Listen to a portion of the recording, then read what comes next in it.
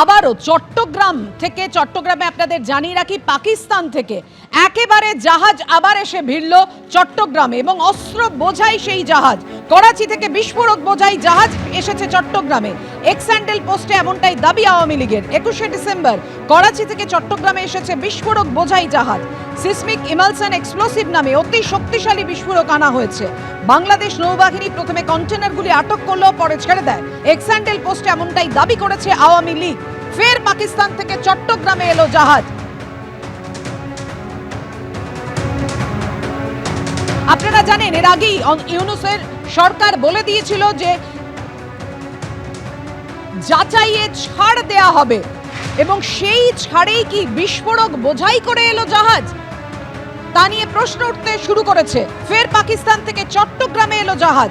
করাচি থেকে বিস্ফোরক বোঝাই জাহাজ এসেছে চট্টগ্রামে। এক্স্যান্ডেল পোস্টে এমনটাই দাবি করছে আওয়ামী লীগ। আওয়ামী লীগের দাবি অনুযায়ী 21শে ডিসেম্বর করাচি থেকে চট্টগ্রামে এসেছে বিস্ফোরক বোঝাই জাহাজ।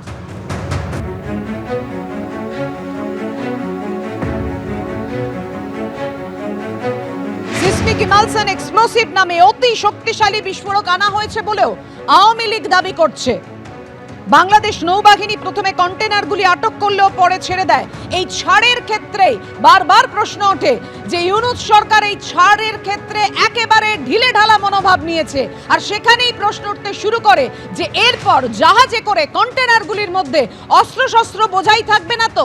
এবার আওয়ামী লীগ যেটা দাবি করছে, 21শে ডিসেম্বর করাচি থেকে চট্টগ্রামে যে বিস্ফোরক বোঝাই জাহাজ এসে পৌঁছেছে এবং সেখানে সিসমিক ইমালসন এক্সপ্লোসিভ নামে অতি শক্তিশালী বিস্ফোরক আনা হয়েছে।